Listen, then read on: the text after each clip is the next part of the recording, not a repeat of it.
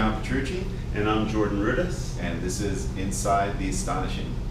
So today, in episode 3, it's all about motifs and themes.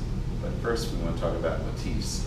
Yeah, one of the things that we wanted to do with the Astonishing was have motifs that we could repeat in different ways, or sometimes in the same way in a different key throughout the whole body of the work. So we knew at the beginning we wanted to have a lot of piano in the Astonishing, so I remember sitting at the piano and coming up with all these kind of like simple things that were catchy in their own way. And we really spent a lot of time looking at them and thinking, what's like the best one, what feels right, which one can we use in a lot of different places. So the first one we want to point out is in the song The Answer. And this one is in the key of E. Yeah, and I remember going through this process, and it was really kind of painstaking, like trying to come up with, you know, the perfect 3 notes or 4. It ended up being a little bit more complex. It is complex, because yeah. you know, you think about like a little motif, it could be, Yeah, there's so many choices. right, exactly. But you want it to be a little bit special. We wanted it to be simple. So we knew some of the themes were just very kind of like straight ahead. So we wanted it to be kind of like that, but we always want to have a little something that's, you know, unique or special. Yeah, and I think it's important as a compositional technique.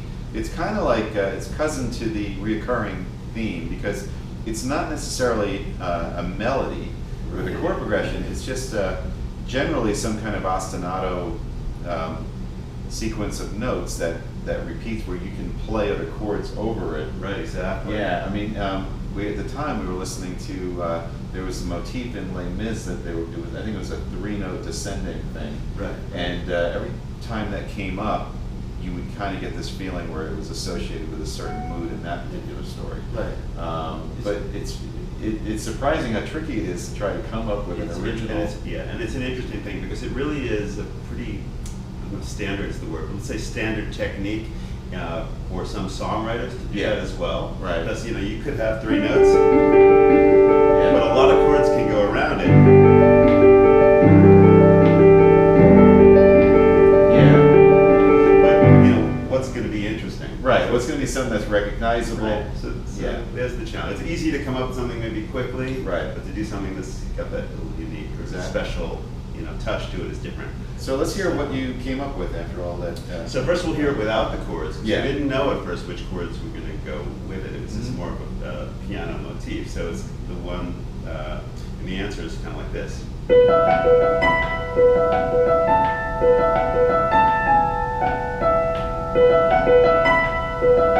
And that was really the first part of it. We only added the tag later, which is which leads into the song. But it was really about having this kind of repeat, but having the movement be in the top voice. B, A, and then walking down. But the other thing about it, it's not even just the notes, it's about the rhythm of it too. Because you'll notice that the notes that move are all anticipating the beat. Right, So it's they're all like beats. yeah, B, B, Yeah. yeah. So it gives this extra little motion to it. It kind of keeps it moving. Very cool. So it actually it appears in a few different forms, I guess. Sometimes it's a little bit varied, but the 2 songs where it's pretty much the same is in The Answer, Right. and also in When Your Time Has Come. And the sort of relevant thing about that, and we'll talk about the melody of The Answer, which is something that appears a couple of times, but the reason why it's relevant in those 2 songs is that both those songs are sung by Gabriel, and both of them have really a lot to do with revealing his personality, who he is, what his purpose is, and revealing a big moment. The song When Your Time Has Come really brings up this whole sort of statement that helps to inspire the people in the end, and it brings up the path that divides theme, lyrical theme that happens throughout the album.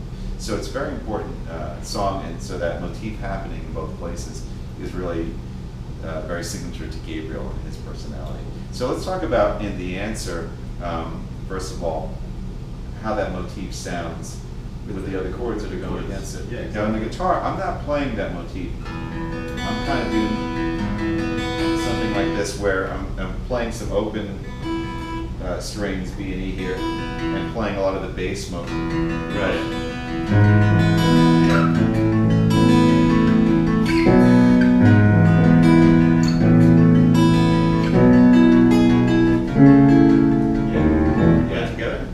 Exactly. And one other thing to point out that's interesting to me, and I think this is an influence of being in a band with Jordan, being in a band with somebody who plays keyboards, is that on guitar, guitar players, especially when you play rock, you don't think a lot about having alternate notes in the bass necessarily. It's kind of, things are more rooted in fifths and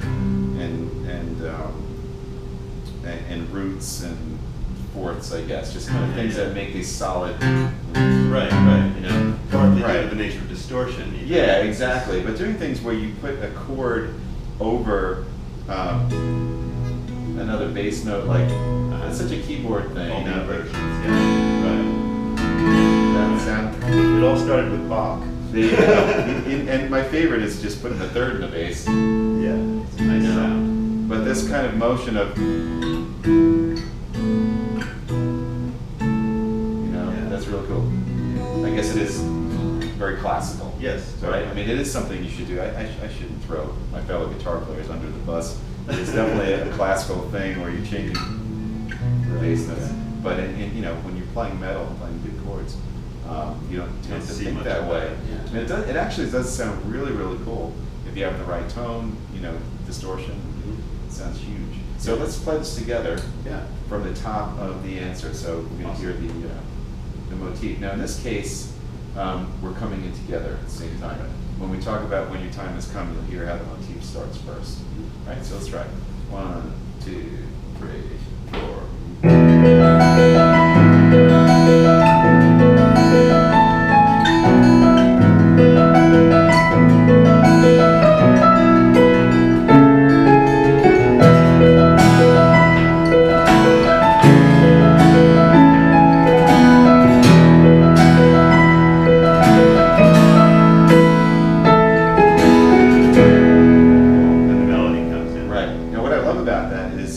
After the intro, and you're playing the motif, the chords are all happening. Yeah. That's nice.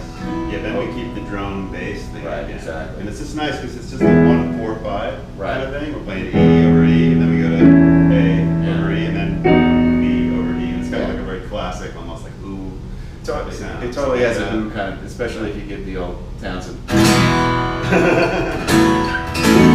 Right. Yeah. So anyway, that is the motif. Now I know we're kind of skipping ahead as far as the answer melody because we didn't really talk about that. But let's skip to When Your Time Has Come for a second. Yeah. So When Your Time Has Come has pretty much the same motif, but it's happening in D now. It's got a little bit of a different kind of feel because it's happening over a root note. So kind of like.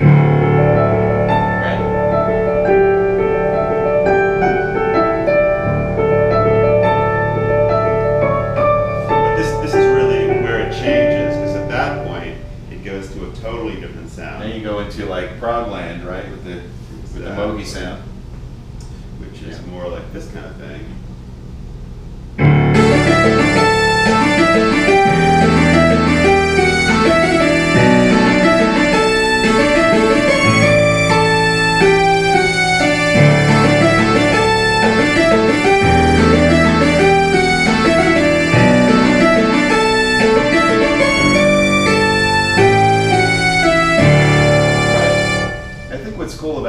Is that whereas the answer is kind of more of this introspective song, where Gabriel is talking about how he's very sort of unsure of himself, and he's questioning, why have I been named the chosen one? Why was I given this power? I didn't ask for it.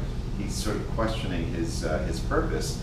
The contrast with When Your Time Has Come is that he's sort of almost preaching in a way. He's trying to tell the people that you have this sort of power within you to be able to do the right thing when you're faced with a hard decision. So it's meant to be a very uplifting song, and I think by Jordan changing to the Moog and doing that more proggy thing with the rising bass notes, Right. it gives it that more exciting, more rock, like, all right, now we're going to make a statement.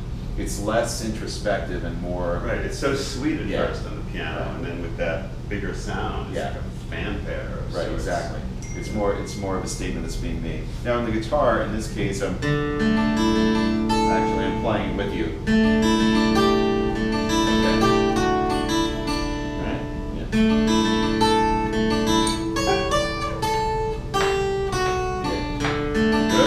Good? Try it. Start by yourself. Piano? Yeah. I don't know if you'll hear me over the Moog, but we'll try. Well, let's do this a little better. Alright. And then this actual, the body of the song, it kind of goes into like a verse part and then comes back to that as a release, right? After the whole, comes back, so. Here we go. Okay, okay, let's do it.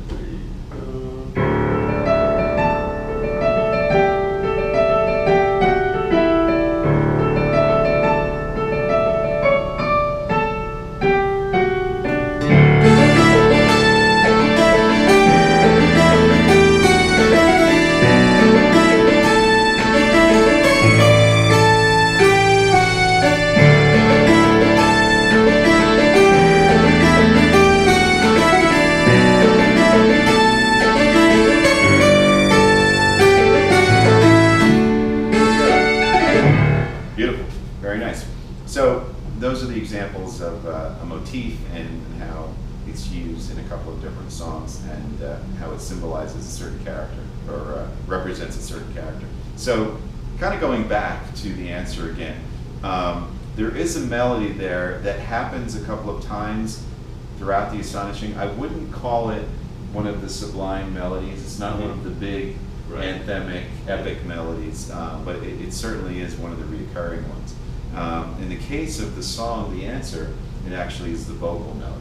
So that's the first appearance. So can you play that on the piano? We played the verse for that. Yeah. All right. So just play right on the top of the verse. Yeah. 3, 4.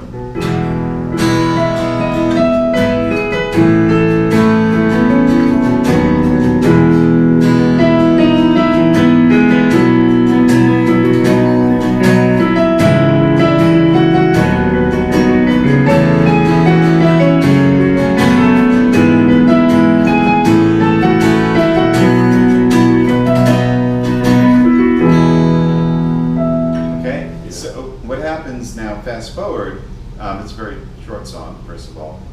Going all the way to the second act on the entr'acte, this is a technique that we used to try to make the instrumentals more interesting. Right. So what did we do here in the case of entr'acte? This is one of my favorite techniques, and we've been using this, all along, and we use a lot of it back in the liquid tension days Right, as well, right. if you remember. Yep. I think I might have introduced the concept Totally. at that point, and it was just something that, just from a compositional, perspective, it's just a really good tool. It makes a lot of sense, and it's always fun to do. Right. It's just kind of, well, what happens if you put the melody or the riff in the bass, and then what do you put over it? So different things can happen.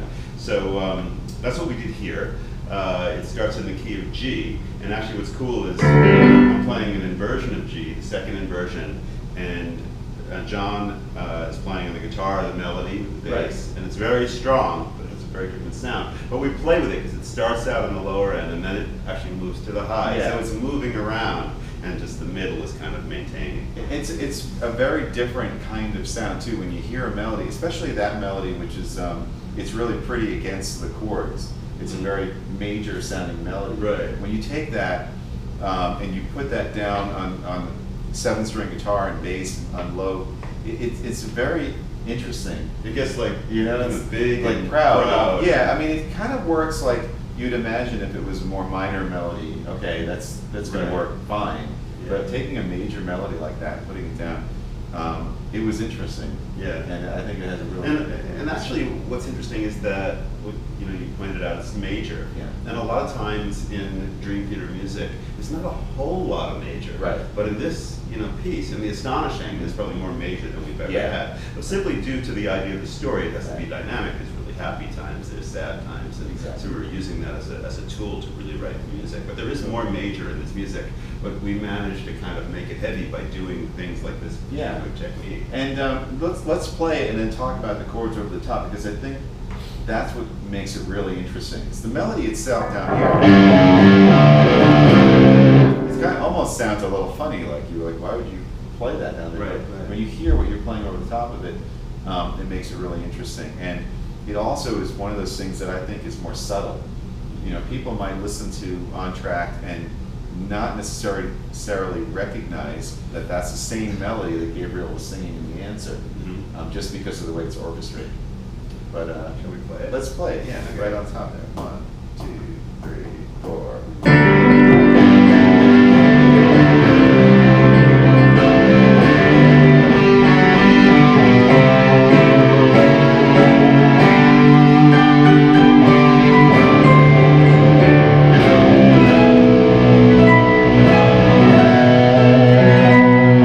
That's it. Into Nefarious. So what's happening, actually harmonically, it's pretty simple, but it's related to like kind of what we do when we reverse things, like when we use a drone. In this case, the chord, right, I'm basically copying the chord in the second inversion, and then going to like a sus chord. So it's like a D sus chord, but while the melody's happening under it. And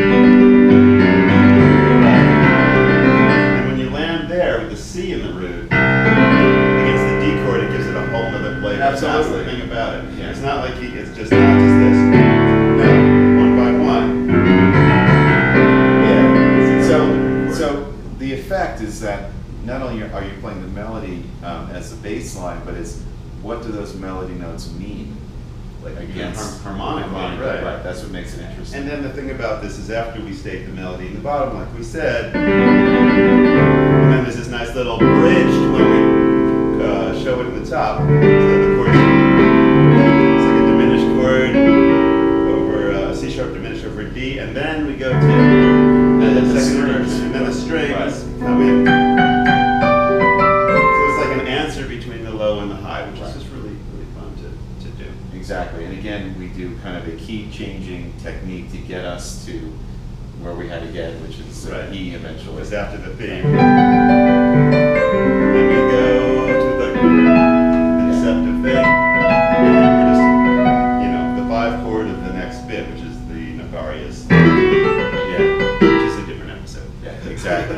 But anyway, that's a very good example of, as Jordan said, you know, this sort of compositional technique, very classical, taking a melody, putting the melody in the bass, and changing the upper voicing. So one more appearance of The Answer melody, in the same way that with Faith's theme in Astonishing, where it comes back, and she has this moment where she's kind of has a lot of resolution. This melody comes back as the answer in Astonishing, and Gabriel stating how, in contrast to in the beginning where he was questioning his power, now that he's embracing it, now he's saying, you know, I always had the answer. It was always something that was in me. You know, music is very powerful magic that I possess, and it's stated in the answer. In this case, I'm actually playing acoustic, Yeah. and And, you're playing in the bass there. Well, what's happening is that there's a really different kind of orchestration. There's some very low strings which go along with the acoustic, Right, right. which are really nice. Yeah. It's really kind of Right. solemn, and Exactly. it's also towards the end of the show, so it's kind of almost like a tease because the whole thing is being brought up, Right. and then for just a moment we're really, really kind of quiet and serene, Yeah. coming back to this theme, and I see on the audience's faces that they're like, oh, it's a time. Yeah. It's all about the heart. Yeah. So And again, and you recognize, because we're back to the original key of E, right? Which is like coming Yeah. home It as is. well. It's Whether you coming have home. perfect pitch or not, Yeah. Yeah. when you land in that tonality, it has a meaning. It's like Right. a particular color. And what I tried to do is state the melody a little bit, hint Okay, Yeah. and the guitar part. Yeah. So I'm kind of like playing with it a little bit, not playing the full melody. And we'll play it together in a second, but there's also a cool reharm at the very end. Again, the melody is staying pretty much the same, right? But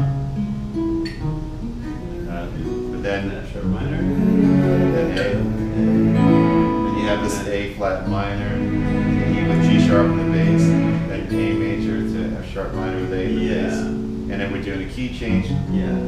5 of Yeah. That last little bit is kind of one of the techniques we use a lot as well, which is you know the movement happens not in the root of the chord, but the movement happens in the higher harmony of the chord. So like the Right. G sharp minor, the G sharp moves to an E. Yes. And that remains, and you have an A chord, and then that E moves to an F sharp, Yeah. which makes a minor chord in the first inversion. Yeah. And then finally we go. Kind of resolve. And that's interesting on the guitar because it kind of makes for some more, like prettier voicings. I mean, it's the standard kind of minor with the root and the bass, but then, like you said, having that rise. And that stays in common to the Right. So on the and then that note major, and then the note we move to is now the root of the next chord. right. And that resolves. And then we're in the new key. So, yeah, very cool. So let's play that together. Yeah. So 1, 2, 3, 4.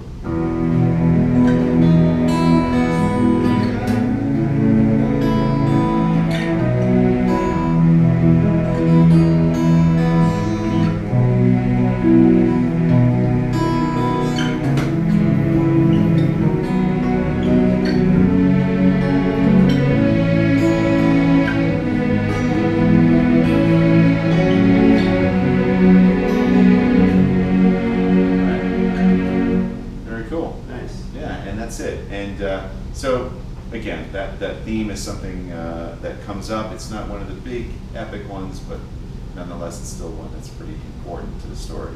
So that is it for Motifs and Themes. I'm John Petrucci, I'm Jordan Rudis. and this is Inside the Astonishing.